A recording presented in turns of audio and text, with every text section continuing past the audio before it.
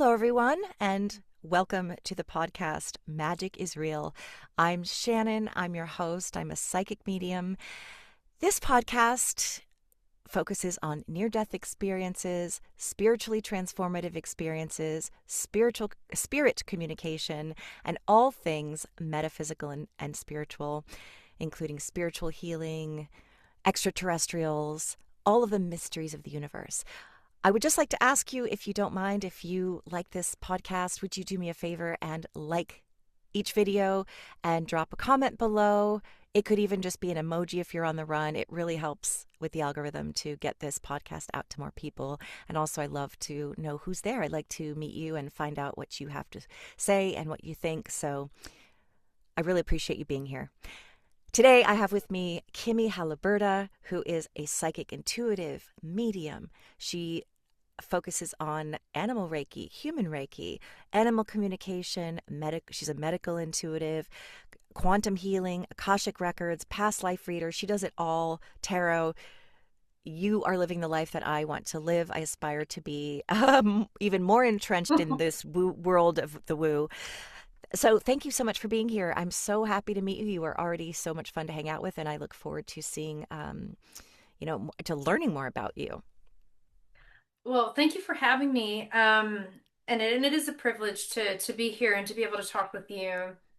And also thank you for holding space for people who are really trying to figure out who they are and like where they're at in their on their journey. And I know that might sound really cheesy, but it is a journey, right? Like it's all a journey. And so thank you for holding the space so that we can have these types of conversations.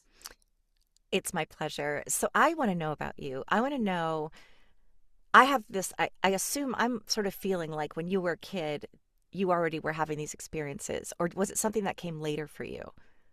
No, I was pretty weird. Yeah, I had a feeling you were going to It's say that. always weird. Yeah. So I've always had these experiences. I came in with a lot of remembrance from my past lives because it's my journey, and I mean it looks a little different. It can look very different depending upon like what I've incarnated into, or like what time, or whatever, what era I've incarnated into, as it is with all people, right? Or animals or whatever. Like it looks different based on where you've been incarnated. But for me, I came in with a lot of remembrance from my past lives. And I always, well, I don't want to say always, but I tend to play the role for the last, I mean, my past several lifetimes of like, I'm a psychic. This is what I do. Like I have this connection. It like that's what it is. And it took me a while to really understand that. And I would just want to say this because I feel like sometimes there's people who are very pretentious about like having psychic ability, but like everybody's, everyone has psychic ability. Like Yes. everybody has psychic ability. Um, that's part of that is part of who we are on a soul level. So I'm not doing anything anyone else can't access, but there are some people who are like it just comes a lot easier for them. And there are some people who are more naturally gifted than other people, but it's all information that we can access. We just have to learn how to access it, right?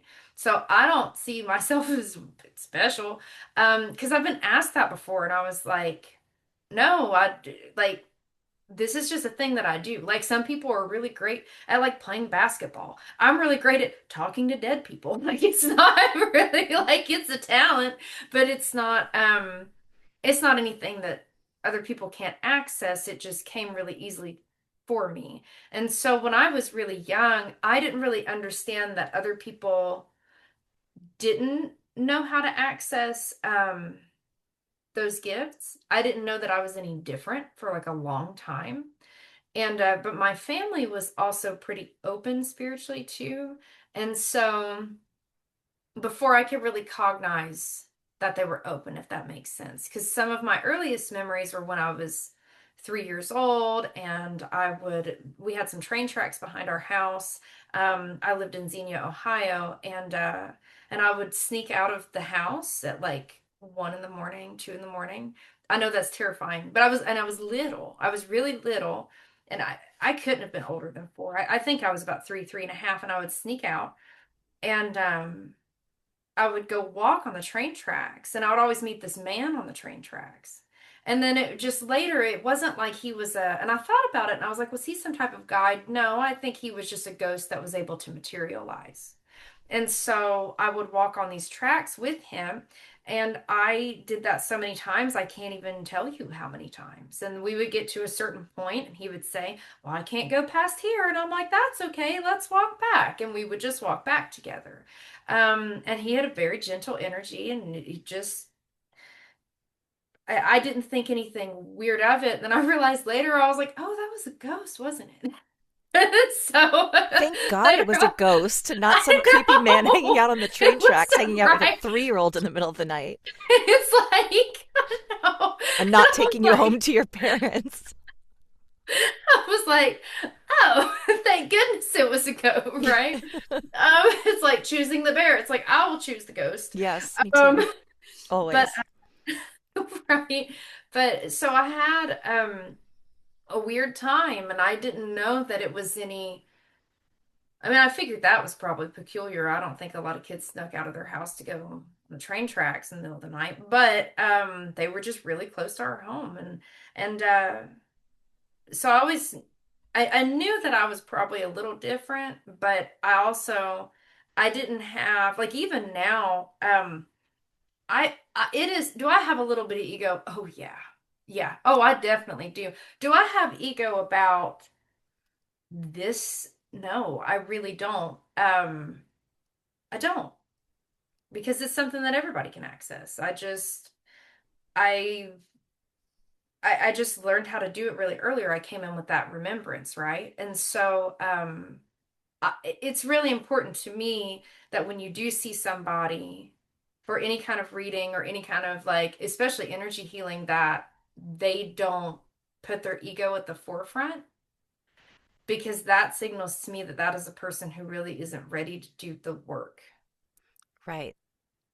That's true. We have to be spiritually clean, and I don't mean that we're perfect because, of course, we all have ego, we all have fear, we all carry trauma in some shape or form, but it really is important for us to do our best to heal ourselves before we can be of service to others fully. It doesn't mean, listen, I had a friend who was a medium, and he had a lot of problems, and he's in spirit because of those problems, Right. but he was an incredible medium.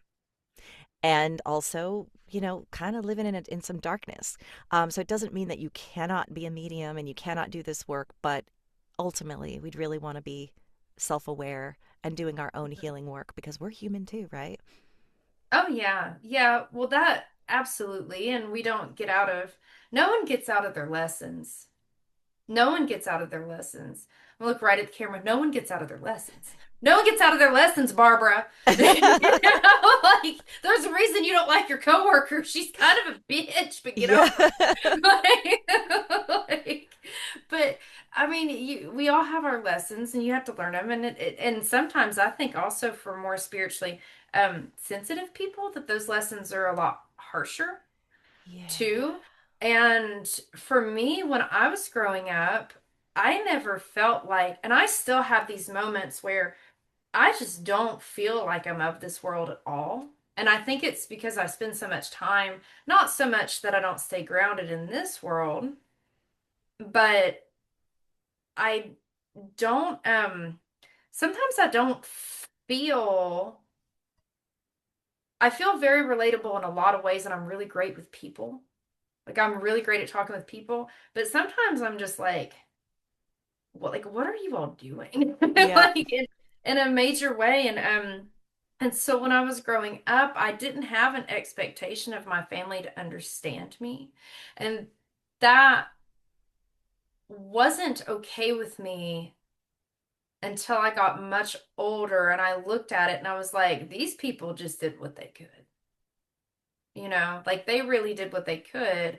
I had a very hard childhood. I had a very traumatizing childhood, but I also was able to look at it and say, you know, I was a very different kid, and I think on a soul level, I understood that they really weren't going to understand me.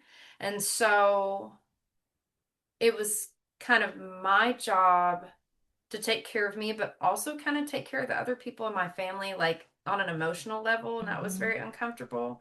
Because I was little and I was having to play therapist, right? And I was having to like predict other people's emotions to things. And so I was also very sensitized to others' emotions and like reading the room because of trauma, but then it was heightened because of me and who I was and the remembrance that I came in with this lifetime. So it was weird. It's a weird time growing up. But I still have those moments and I'm like, what's wrong with everyone?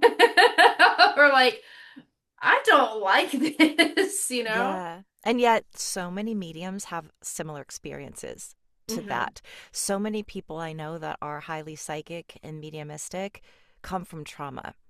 And Hmm. I have to wonder, I feel two things. One is that trauma itself affects the brain so that your neural pathways become more, or your brain becomes more sensitive because of Yeah. PTSD. So you actually pick up on the unseen world because you have antenna for danger. But Yes. even apart from that, you already had this at like age 3, right? So, which is very early on. And so I also have to wonder, I'm getting chills, also that we mediums kind of remember ourselves as souls and choose, you know what, I'm going to have the most difficult human experience, or what, I mean, most difficult, what does that mean? But, I'm going to choose a difficult path because it's part of all of this. Hmm. I don't know exactly how to put that into words, but can you? Well, for me, I can give you a lesson that I learned and that it was a big one for me in this lifetime. And it's funny because, like, and I'm not an astrologer. I always tell people, like, I'm not an astrologer. That's like algebra to me. And I Me never like too. mixing. Oh my God. It's When too you mix, mathematical. I cannot absorb it. no, it is like, I don't, it is seriously like, it makes me think of algebra and like the really gross algebra. I just don't want it's hard. I I don't want to tried make and I was like, I don't, this is beyond me. it's I have this wonderful friend. Her name is Astral Meadow, and she's this beautiful human being. And she is an incredible astrologer.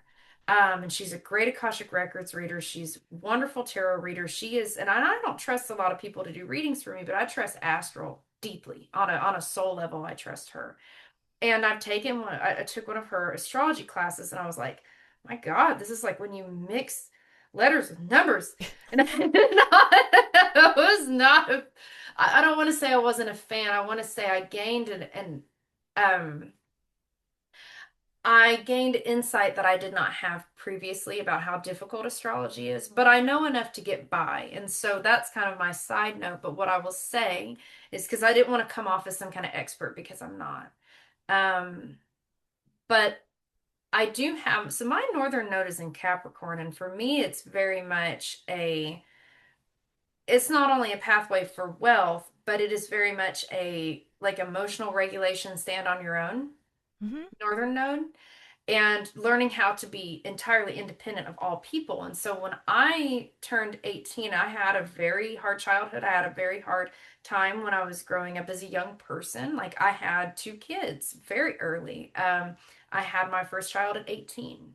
My mother had passed away when I was 6. My grandma passed away just a few months before I had my first baby. And then I had my second child at 20. And so life was not easy. And I made those choices for life not to be easy, but I also I wasn't having an easy time before then either. And I didn't have resources. Like I didn't have a stable family, I didn't have a stable home life, nothing like that. And so I was a very dysregulated person. But what I learned was that for me, one of my biggest lessons was learning how to be totally independent of all people so that I could learn how to be entirely emotionally regulated. And am I? Oh, girl, no. But but but did I see a lesson in that? Like like today I had a situation where I could have become really reactive and I didn't and I really sat with it and I do and I sit with things. I try to sit with things before I react, which is hard because I also like whenever you have that underpinning of trauma, and I'm also very Scorpio, as in like I'm a critical degree Scorpio. Um, and the what is it, 29th degree is like the critical degree, whatever. And I so have that no idea, girl. it's so anyway, it's it's hard time. And But I love Scorpios girl, me too. to my own And detriment. me too. I love a Capricorn too. I love I'm a Pisces. Capricorn rising. Are you? Ooh, I'm a Taurus rising. I love Tauruses, the best. And I'm and I have my moon is in Capricorn, so I'm also Oh, just like I'm wow. so depressed. Yes. I mean, I'm not really, but like I That's struggle a a high lot. achieving. I'm It's a, so I'm a Virgo sun, Capricorn rising. These are like the ambition, and then the Cancer oh moon where goodness. I'm like all mush and You're all so mama much. and all just wanting to take care of everybody and love everybody and And animals having and children. to Yeah. But oh with and like that having drive and that perfectionism and that responsibility, yeah, and just having to have boundaries too, right? I Is am very literally just now sort of getting figuring out better at boundaries. that. Hmm. Good. That, yeah, that's important. Finding your voice is really important, right? Even if it feels small at first, finding your voice even a little bit is just I'm terribly writing a important. book about literally that. Literally that. Really? Hmm. That's so appropriate. It's actually almost finished. So Congratulations. thank you. I know this That's is like, amazing. but yeah, That's it's about recovery from sex and love addiction, mm-hmm. learning self esteem and self love, and the spiritual Oh, awakening and how spirit and learning about what we're talking about right now and the other side, and that this is all real yeah. is part of the healing and how we find our voice again when we stay small and how we speak up and I literally lost my voice several times in my life and realized that was the karma. Yeah, it is the karma. It's interesting you say that. I had a client yesterday and I asked her, I was like, do you go hoarse sometimes? And she said, yeah. And I said, it's I because do you're all not the finding time. your voice. Hmm. Hmm. And I ended up with a vocal disorder that took me out of voice acting for 5.5 years, called muscle tension dysphonia, which is Oh, often caused by stifling your true emotions, mhm. holding tension. It's like your throat chakra, and That's completely sad. lock. It was like lockjaw of the whole throat anatomy. Oh, goodness. That's horrible. Well, I'm happy to hear that you're on your road to recovery. And now that you say that about your book, I actually think I did know that because like I've listened to your podcast several times, of course, which Oh, is why thank I'm you. a guest on it. Yeah, I because I mean I always listen. I'm not gonna reach out unless I know something about it. And I feel like I remember um hearing about your book. But but yeah, so just when I was growing up, I had to learn like one of my biggest lessons was to really let go of people. Like really let go of people. And I don't just mean like not talk to them. For me, and I can be pretty cutthroat about things, but I'm not doing it from a place of being mean. I cut people out of my life that no longer are healthy for me. And so when I was 18, I stopped talking to so many different members of my family. And my grandma had passed away, so I really just mostly talked to my grandpa. He was in an assisted living facility after that because he couldn't take care of himself, and I was having a baby and couldn't take care of him, and his kids weren't able to because he needed a lot.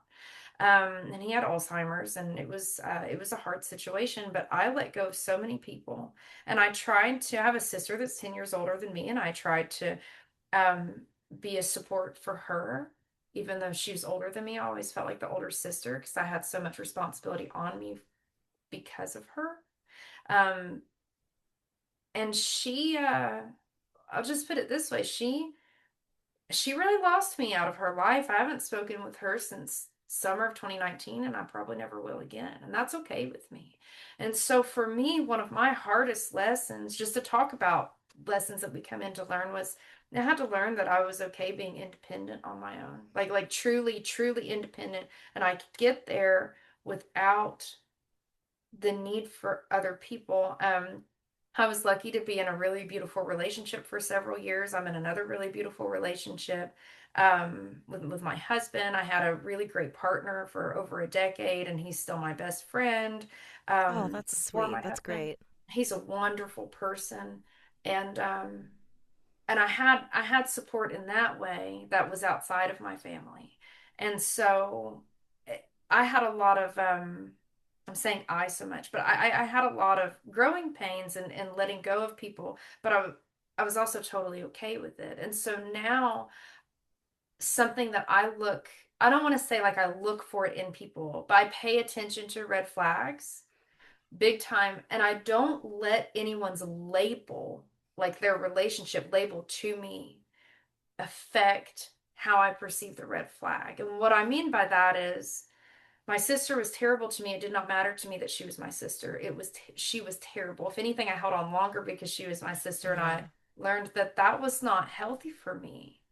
Um, and so it is something that like my dad is not, I don't talk to my dad. I haven't in years. I'm okay with that. And I don't look at it as anything hateful. I just say, well, we're not really people who mesh well together. It's okay to not talk. And so I'm not coming from a place of viciousness at all. You can have boundaries with people and you can decide to slowly let go of someone in your life. It doesn't have to be loud. It doesn't have to be, I'll never talk to you again. It doesn't have to be vicious. Even if you want it to be vicious, you don't have to go that route. You can just say, this person doesn't have anything that they can teach me. Why am I here? And so that was a big lesson for me in understanding that I can really, this is my playground. I get to do whatever the fuck I want.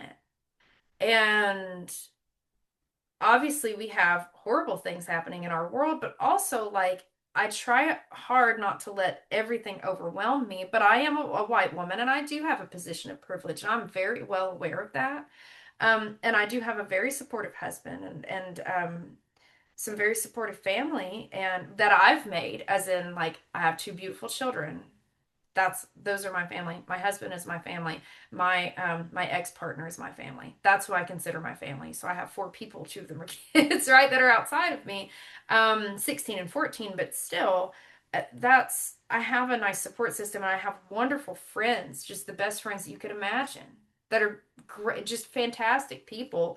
And and you know those kinds of friendships that you have where you don't have to tell someone that you need something. They're like, Mm-hmm. I'm going to see Kimmie at 2 p.m. We're going to talk about this. You know, whether it's, I have a friend, Jennifer, that I talk to a lot about. I feel like I'm just talking about my personal life right now, but it does have to do with the lessons. And I hope this is self-reflective for other people. But I had to learn how to let go of a lot of relationships or a lot of friendships. Which are relationships, but I had to learn to let go of a lot of friendships with people who didn't have anything good for me. Like they weren't pouring into me, so why would I pour into them? And so I have a dear friend, Jennifer. She's my very best friend, and she and I work together a lot. We teach a spiritual hygiene class, by the way, Oh, together. And we're going to start offering that online.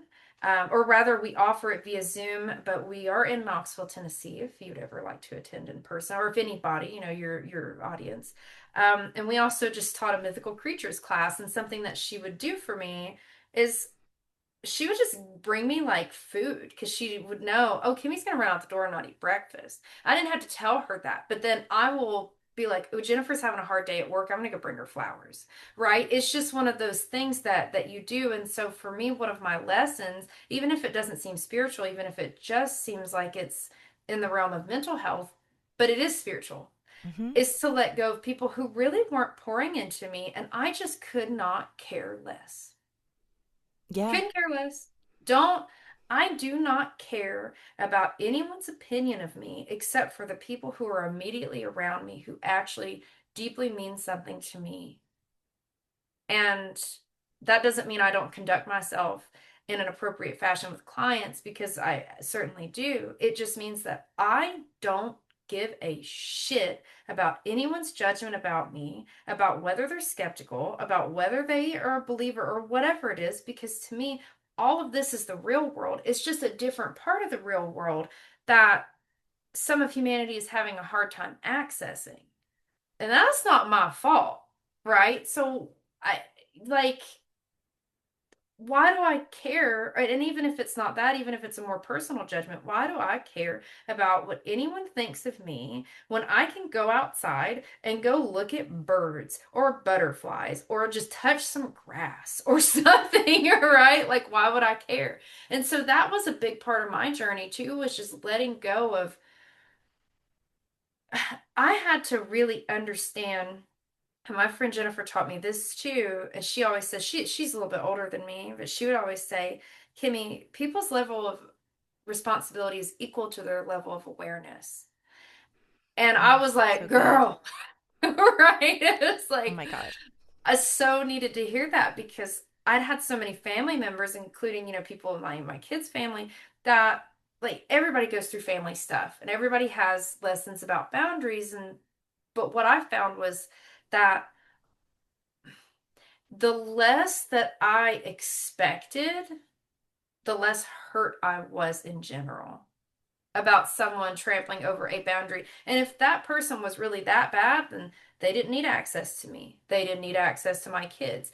It's all like, I had a friend recently ask me, he's a tarot reader. He's deeply spiritual and just a really incredible psychic and has so many gifts just waiting to blossom for him. And he asked me about money and when his money frequency was really going to open. And I said, your life has got to get together first because people feel that on you. And I think when people come to me, I hope anyway, that they feel that I really am not anyone who's going to judge them. And my main goal with my clients and anybody I run into is for them to feel just as empowered as they can. And so I end up having a lot of clients who are women who have been very traumatized or men who have been very traumatized, right? Or have like addiction issues, and we really talk about it. And I try to establish very healthy boundaries with people whom I feel are going to become dependent, but then they don't become dependent because I establish those boundaries, and then it helps that person to really help themselves too.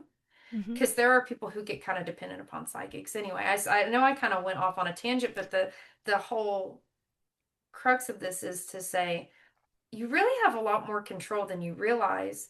And letting other people's opinions of you, whether they're your family, whether they're your friends, whatever, all that does is hinder you from success. All it does is hinder you from having the spiritual growth that you really want. So why don't you just not participate? I just want to comment on that. While you were speaking about all of this, your aura just started to glow so bright. It's the lights. Like I know, super and maybe it is, bright. but I just saw like massive aura. And it's interesting because you said, "Oh, I'm talking about myself," and what I was thinking is she's channeling right now what people need to hear today. What you said is what I needed to hear today.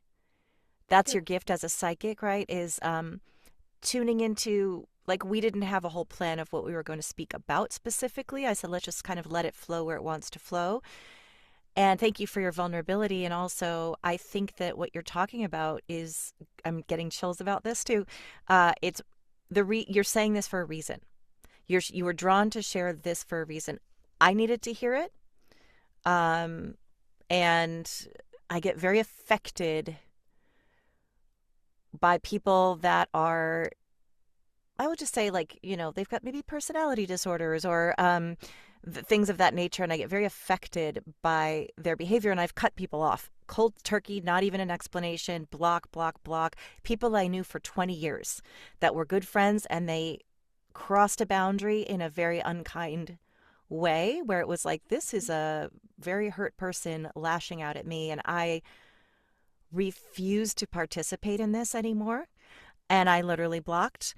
And I'm still working on not letting other people's pain, lash outs, or even just whatever it is, really get under my skin. Even, and I have to say, I'm going to build a bubble around myself. I deflect this energy with love. Like you said, there's no viciousness. It's, this does not feel good to me. it doesn't even have to be that serious. It can just be like, this energy is not serving me. It can be either they're not giving as much as you are, or they're actually hurting you, even Mhm. if they don't mean to. It's just an energy incompatibility. And it is so important to set boundaries. And the same thing goes for the spirit world. I only accept Oh yeah. messages Oh of the yeah. light. I only accept loving messages that are in everyone's highest and best good. And I basically rebuke negative entities. And if you'd like to speak to that, you know, please do. Sure. And thank you for sharing that as well, because also I think that it's really important to remember that when you are growing spiritually, or even like when your frequency gets bumped up, like let's say you are like you're a girl and you have a handful of friends that you go and hang out with, and suddenly like half of those friends are really jealous because you just got a job promotion. And instead of celebrating with you, they're jealous. Well, sometimes your frequency just bumps up and it bumps people who aren't supposed to be there out. Yes. And so sometimes healing or sometimes progress feels like, oh my God, this good thing happened to me, but why is this person not talking to me anymore? And it's because they're not meant to be there anymore. They're no longer a match for you. I had a friend who I loved dearly. I did things that I'm not going to describe right now, for her. And I saw her in some pretty vulnerable moments, and we were friends for a long time. And then my husband proposed to me, and I was getting married, and her jealousy took over, and she dropped out of my wedding 2.5 weeks before. Now, mind you, my original maid of honor, I didn't ask my friend at first because she has like mental health issues and stuff, and I didn't want to ask because she had a lot of depression, and I didn't want to put that on her. But my original maid of honor had dropped out for not a very good reason. It wasn't because we got into it. It was something that I can't really say online, but or on a public platform. But she did drop out for a personal reason, and it was a pretty lame personal reason. And so my bridesmaid was going to then become my maid of honor, and then that made her so angry that she wasn't picked first. But I knew it wasn't really about that. It was it was about something much deeper. And so even though that hurt me a lot, I was also like, you know what? Whatever. Like that sucks. This hurts. I'm literally 2.5 weeks out from my wedding. And Yeah. then my two like my kids' dads, who were still like my best friends, they just ended up like walking me down the aisle. Oh, that's And so sweet. I Oh my God, that is know. so beautiful. It was Ben and Garrett, and Garrett's still Ben and I have had some issues, but Garrett and I are best friends, and always will be. And doesn't matter if he gets married or like I'm already married. He's on a soul level. I'm always okay with him, even if things sometimes in the 3D are not great. But he's just a wonderful person, and so it worked out exactly the way it needed to. And there was a trust. Like I had this moment of reflection, a huge, well, actually it was quite a significant epiphany. After that I said, this worked out exactly the way it needed to, and I had the exact people with me that I needed to have.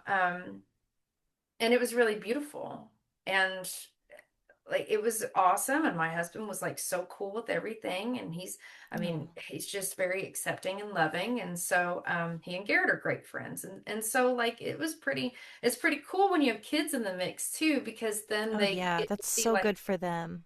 exactly, they get to see a healthy relationship. And so that's it's quite beautiful.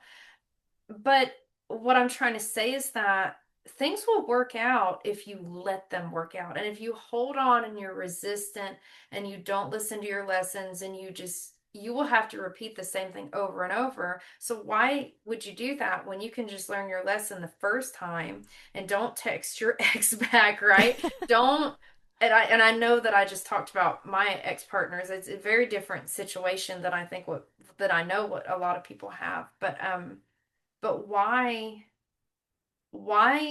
put so much energy into people who don't put energy into you, right? Yeah. Just like with your book and about speaking up and learning how to use your voice, it's it's so critical. And we also know that autoimmune diseases are caused by suppressing anger and maybe breast cancer and some other things. Like, just wondering if it has to do with like the cardiovascular system too. I would think so, because like heart and heart disease, I would think that that would also be the case. But Stress on your heart, and hmm with fibromyalgia, it is a trauma hmm response. And I don't know if it's in every single case, but in any case, your body's under some kind of extreme stress.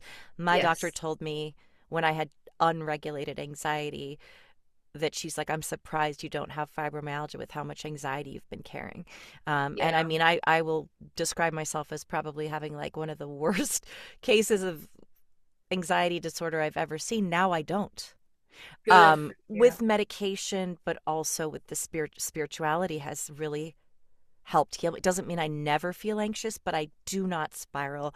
I do not feel out of Good. control of my emotions. I'm able to respond with what is good for my body right now. What do I need? How do I take care of myself? And so I'm very regulated. But for most of my life, I was very emotionally dysregulated. Um, Fortunately, only took it out of myself more than anybody else, but also hurt people very deeply along the way as a response, like as a response to me not being able to self soothe, and seeking external validation to make myself feel better, which it didn't, and it only ended up hurting people in my path. But most of the time, I hurt myself, and Yeah. so those types of things, you're right, they take a toll on your nervous system. They stress your heart, your organs, your lungs. The body keeps the score. The body does. Oh, 100% the body keeps the score. 100%. And also, I was going to say that. So not only that, right? Like not only does that help our physical, because we have like our soul, like our biofield, we have so many parts of us, and our physical body is the most temporary part, but it's also the most we incarnate into physical bodies so that we can put our toes in the sand, so that we can like so that we can feel like the wind in our hair, so we can eat like and have like that actual physical experience that you can't have when you're disembodied, right? And so, but the same is true for if you're going through something and you're not learning your lessons, it affects your body. Now, that being said, you mentioned earlier about how you don't accept any kind of negative entities or negative messages. And I don't know where I totally got off track talking about boundaries again, or about the shakeup of whenever you're on your journey.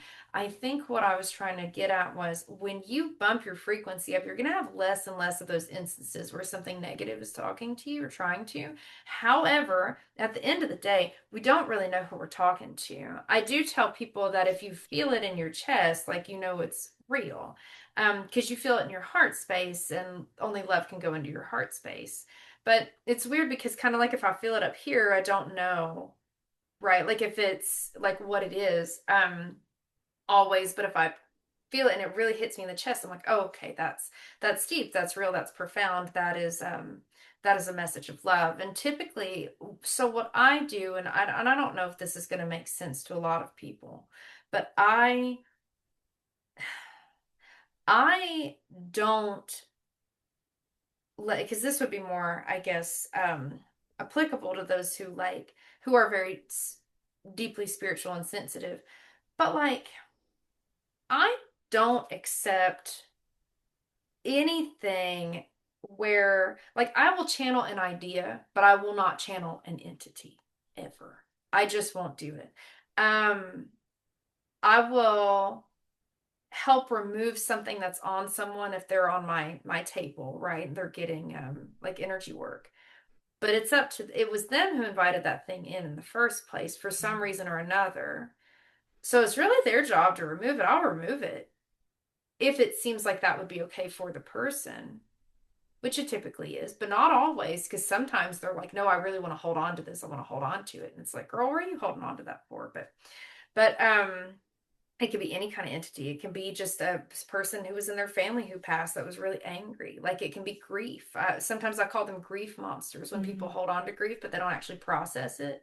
And there is a certain amount of like, um, So anytime you do this kind of work, or even if you're just a really sensitive person,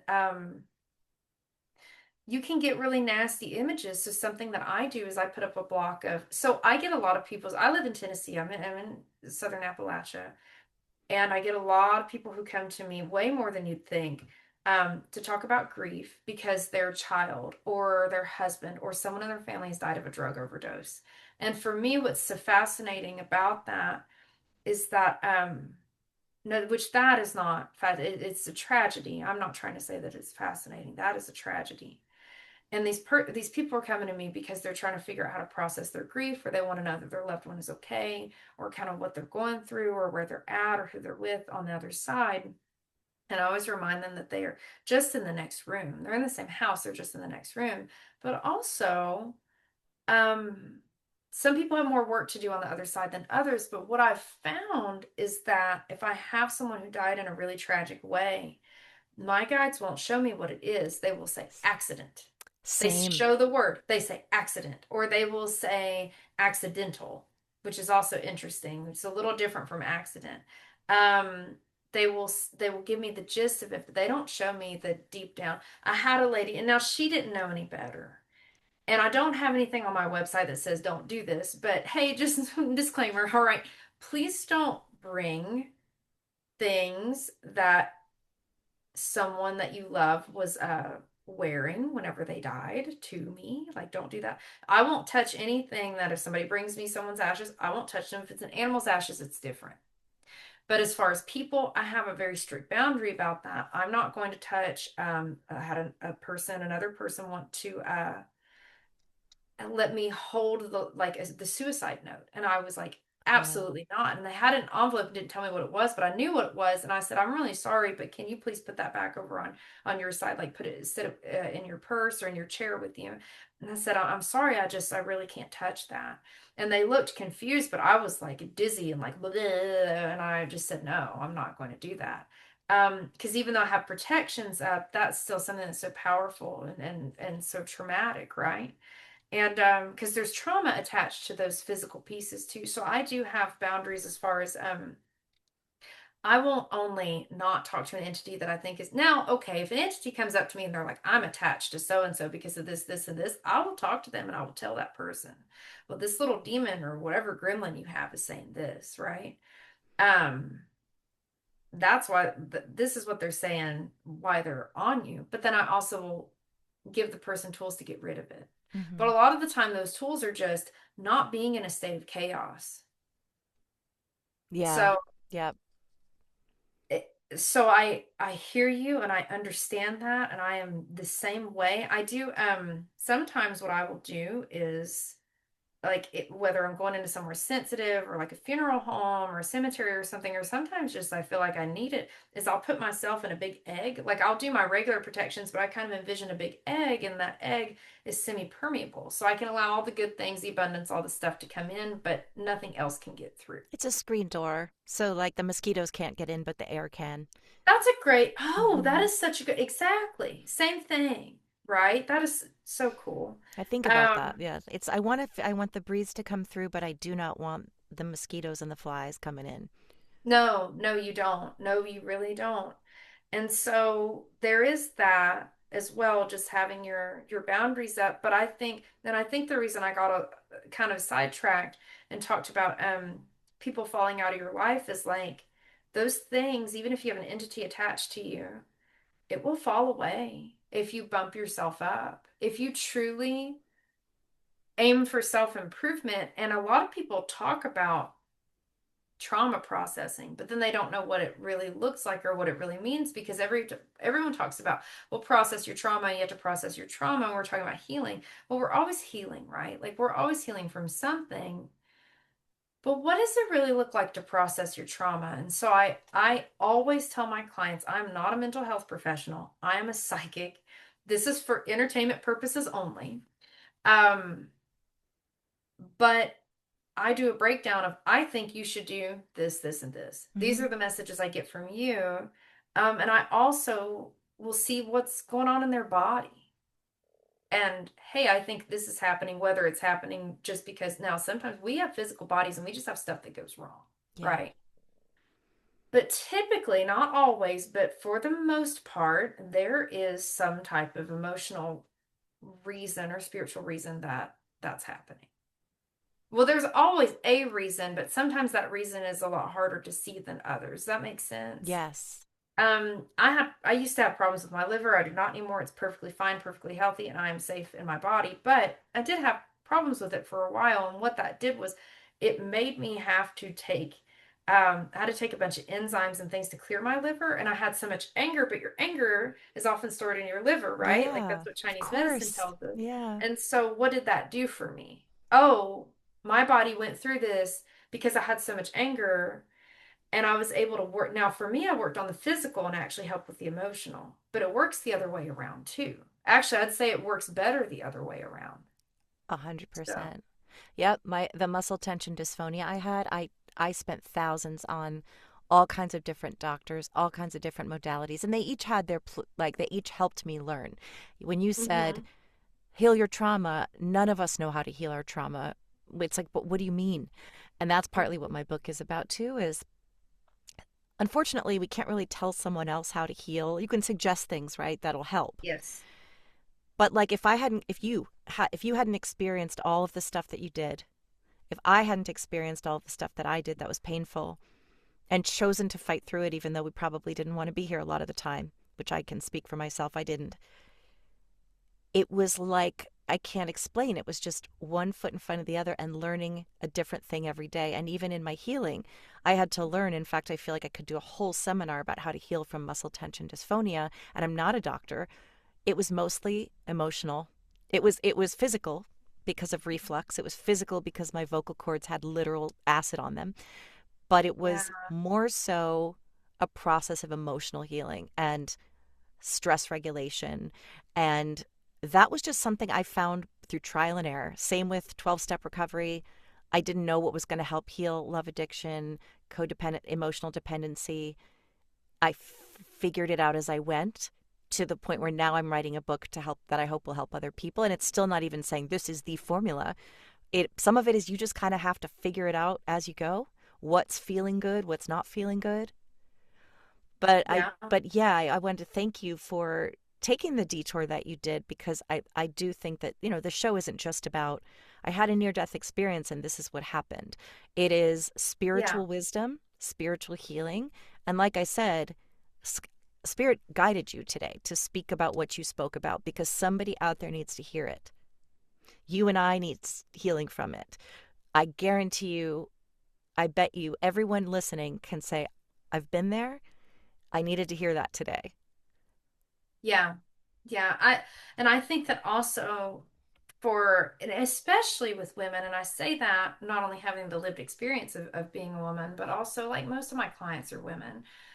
And uh, there is a theme that, which I expect most of my clients to be women because of, Yeah. it just kind of Mine are too most of the time.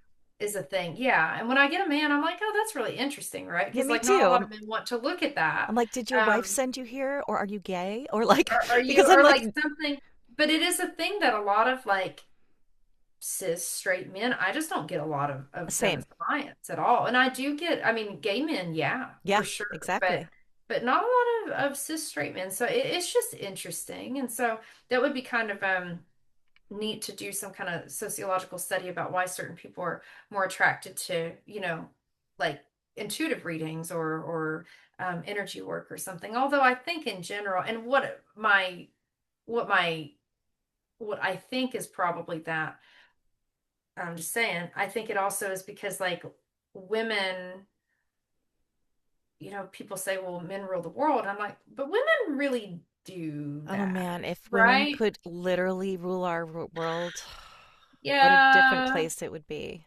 Oh yeah. I think about that. And um, but I also think that women are more in tune with consciousness growing, and also men who are tired of the shit that other men put women through. You know, Absolutely. and like who are growing spiritually. And so my inclination is to say that's why, because we are growing on Like our consciousness is really expanding, and we were growing on a universal level in that way. But I get so many women who, as clients, who just have a tremendous amount of trauma, just like a really tremendous amount of trauma, and they don't know how to have really good boundaries. And so boundaries are for everybody, right? Yeah. That's But something I sometimes, had to learn. yeah, and well, and also it's really easy to go into the caregiver loop. And so a very dear friend of mine is in a position where she's kind of stuck in a caregiver loop. And I said, you know what? You already have your own apartment. You're just spending a lot of time at your parents' house. How about let's throw you a housewarming party and make it real, make it official. Because she's only spending like a day or two there a week. And because it's really close to her parents' home. And sometimes I think it's just that bump to say you don't really have to do everything for everybody. You can really just recenter yourself in your life, and you can let go of people's expectations of you, especially as women.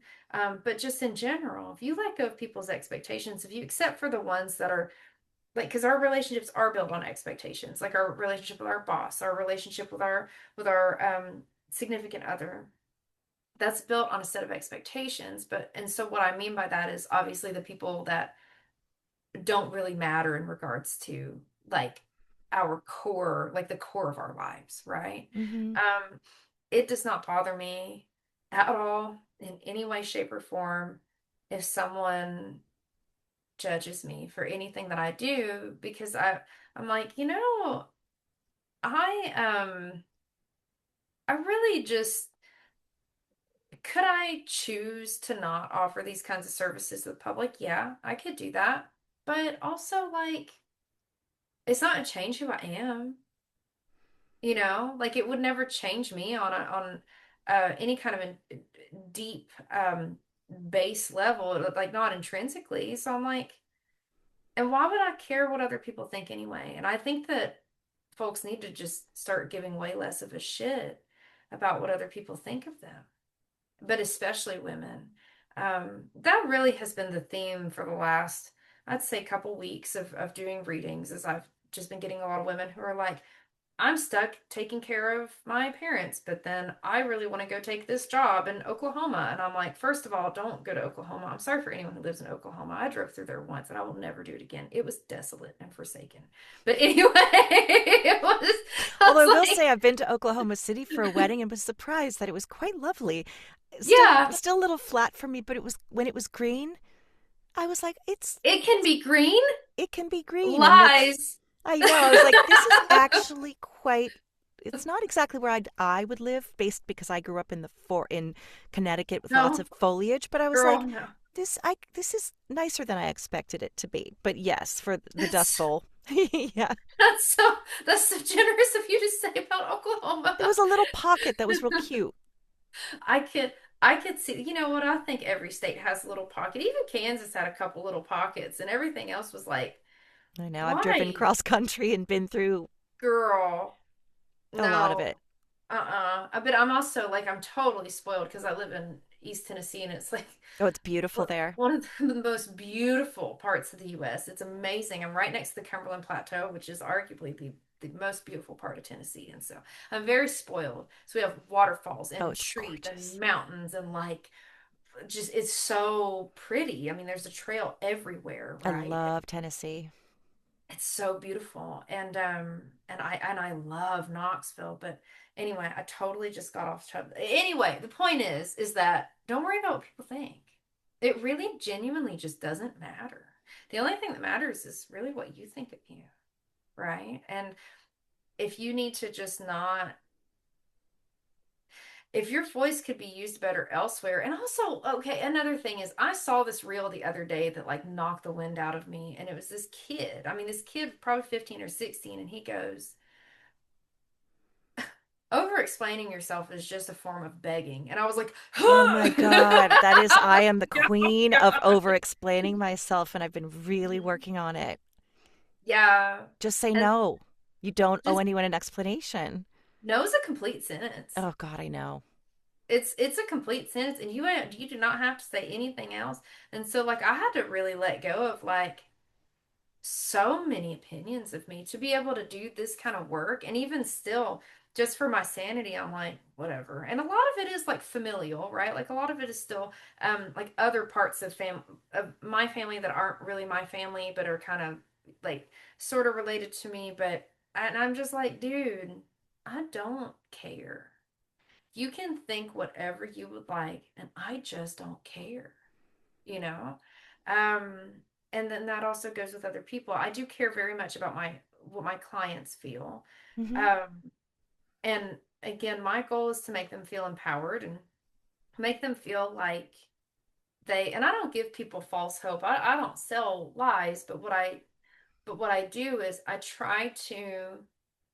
offer a service that is highly revered by apparently a lot of folks in Knoxville and elsewhere. And and I have great clients and I have several repeat clients and but what they have taught me is that you really can shift and change your life in pretty significant ways if you just let go of what people expect of you. And it's I been such a theme. Sorry, I didn't mean to say it. Me, I'm also conscious too of being like me. But what else do we say? I wanted to say I thank you and I thank Spirit because everything you said today, I was kind of I asked. I mean, I know what to do, but I asked for some guidance. I pulled some tarot cards on the situation, and pretty much everything you said today was like a response to that. So even though it's Oh, not about good. me, right? Because I'm Yeah. not here for. I mean, it's amazing for me to be here, and I love Mhm. doing this show. But I do it because I want people to like. My whole mission is to bring people hope and inspiration, and to take out the fear of death, and to remember who we truly are, so that the Mhm. 3D doesn't bog us down, even though it is important in terms of the Yeah. lessons that we're here to learn, that we can get very beaten down by it. And I have another podcast called Still Standing. I hope everyone will check it out on YouTube. That also is about people overcoming abuse, trauma, grief, addiction, and not just surviving, but thriving. Because the reason Good. it's important is that I want people to know that in the darkest, scariest times, there is always hope, and that people have been through horrific things that I can't even imagine, and they're not only surviving, they're thriving, and they're Mhm. doing well, and they're also in a lot of cases helping other people. So Good. um I thank you so much. In fact, my last question is always, what do you want people to know? And I can still ask you that. But you kind of just said it all. But I like to give my guests the opportunity to whatever comes to mind. If there's one thing you want humanity to know, what is it? I want people to know that change happens on a community level. And that if you are really concerned about the state of your world for whatever reason or another, that change happens from the ground up. Rarely does it ever happen from the top down. And that if you are looking to change the world, the first thing you have to do is get yourself together and fill your own cup. And then you can worry about filling the cup of others around you because you are probably going to end up being quite inspirational to other people. Like you said, going through all this and thriving, right? Like going through trauma and thriving. And so if you think of, and I don't want to make I have no disillusions about what the world is like right now.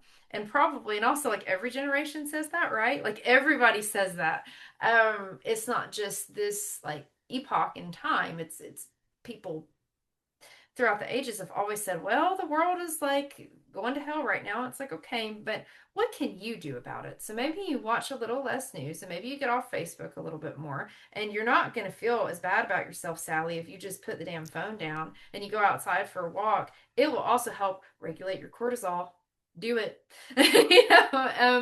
And fill your cup. Do the basic things to fill your cup. And you don't have to do it to change someone else's life. You do that for you. But if you have extra and you want to get involved in your community and you're really disgusted about like how people are being treated, just remember that change does happen on a community level. And even if that is you start getting back into poetry and you start hanging out at like a local coffee shop that does a poetry night once a month. Mm-hmm. You can do things. You can do things. Um, you can do things that are influential to the people around you and make such a big difference that you just don't even recognize. You remember how teachers, like we all have that favorite teacher and like those moments where we're like, oh my goodness, like I was treated so kindly by this teacher. And I mean, it goes for the opposite too, but like we all remember our favorite teachers, right? Mm-hmm. And so I think about, well, what about the people who we ran into, even if it was just for a brief moment in life, who really made such an impact on us? And what did that look like? Was this somebody who, let's say there's a dental clinic, like a free dental clinic, like Knoxville has a free dental clinic, okay? Well, let's say that there's transportation that's arranged for most of the people, but there's a couple people who can't make that, like who don't have transportation. Well, what if you were to fill that gap and made all the difference in the world to that person, not only in that moment, but going forward, like an act of kindness? And so you can look at gaps in your community that really need to be filled. You don't have to do everything. You could foster a dog. You could do a doggy day out, right? That's supporting your community, and that's also supporting nature in a huge way. If you're upset about forest fires, foster a cat, right? It's all interconnected. So there's so many different ways. We are all master creators and we're all master manifestors. There is no entity that is any bigger than you. There's nothing that is bigger than you. So if there's nothing that's bigger than you, then why are you not using your power to not only make yourself feel better, but to have a positive impact on the world? And by you do that by you can show compassion for everything that's happening in Palestine, but you can also um, deliver meals like once a month to like elderly people in your community. Do you see what I'm saying? Like there's so many, you don't have to do everything to save the world. You can do simple stuff, but it starts with like maybe scrolling on your phone less. Right? That hurt. Yeah. I think everybody was like, ooh. I don't like being Burn. called out either. I know. But and like I'm guilty. I'm not perfect, girl. I'm so guilty of that too. I re-downloaded Candy Crush like 2 months ago. I was in a bad place. Look, we all I was like, I I was in a need my bad. soda saga. Look, we all have our guilty pleasures, and Right. sometimes they become like a full-time thing, and I'm guilty of that as well. But that was incredible wisdom, and I thank you so much for sharing. I would love for you to just, I'm going to have it below, but can you just tell us, in case someone's visually impaired, for example, your website and where we can find you and how people can work with you? So I don't only see clients in person. So I do speak with clients via Zoom or phone call. And so remote is totally open, as well as for any classes that I offer, which I'm actually going to set those up online soon. So that way you can Oh, good. buy classes. I only charge $30 for most of my classes. That's So amazing. Thank you for that. I'm going to sign up for some then. well, that would be so cool because I do animal communication. I'm doing a Yes. love magic class very soon. That'll be available via Zoom as well. Um, and uh, and I teach like a candle work basics class. There's so many mythical creatures with Jennifer Fun. Stone. Spiritual hygiene. We try to do that a few times a year because it's the foundation of everything. What do you build on? You build on your spiritual hygiene. This recording was actually like what I talked about. The theme was really truly spiritual hygiene, but just in a very real Mhm. world way, right? Because we're bumping Yeah. our frequency, but we're doing it because we don't want to talk to Betty anymore because she's been very toxic in our lives, right? And so you can find me. You can find me online at kimmihaliburda.psychic.com. You can reach out to me via email at kimmipsychicintuitive at gmail. You can text me or call. My business number is 865-224-6858. But if you go on my website, again, that's Kimmie Haliburda Psychic. you can find, like, I have an FAQs under the encouragement tab, and it lets you know kind of like how I work, like how I operate, what to expect from an energy session, how to prepare for one, that sort of thing. I only take direct bookings, so I do not have bookings just like available online, but you can reach out to me. And yeah, so I'm going to start offering classes soon that are online, like within the next couple of months. So Awesome. Oh, I that's can't the wait. That's yay. exciting. Kimmie, thank you so much for joining me. This has been so, I can't even find the word. It's resonant. Let me just say it's resonant, and I trust that Good. it will be for all the listeners too. So it's been amazing to connect with you, and I just thank you so much for showing up and for the work you're doing. Well, this is where I where like the humble comes in is like, well, thank you for one, but two, like, I don't know what else I'm supposed to do. I So get here that. I am. Like, this is what you get. Yeah, This is what the world gets of me. I don't know. I this don't is know what what I else. do. I know. Yeah. And I also, I really encourage people, the last thing is I really encourage people to foster an animal. That is deeply important to me personally. I believe that you heal nature and you heal the earth whenever you foster any animal. You volunteer your time and your energy, to just loving on, a dog for a little while, or a Mm-hmm. cat. And I've been in animal rescue for 17 years. I'm Oh, currently bless with you. Thank you. well, it's been a very chaotic It's 17 years. so hard. It is, and I always say that people are more likely to donate a kidney than foster a dog for a week. Yeah, I know. Um, and so if you have the capacity, that is such an incredible way. And people are like, "Oh, I will foster felt." No, you won't. Get a puppy in your house for like You will a not want to day, keep said puppy. They're and you so will hard. not. No. And when you think about the vet bills, no, you just keep them for a little while and then they move on. And so I am currently with the Greyhound Retirement Foundation of Tennessee. Oh, And so amazing. if anybody would like to look into that or donate to a cool cause, I always support them. And Young Williams, my local shelter, but donate to your local shelter, right? Support your local shelter. That is always a message I have. Thank you for mentioning that. It's so important to me too, animal welfare. Again, thank you, Kimmie Haliburda, for joining me today. What a pleasure to have you. Thank you.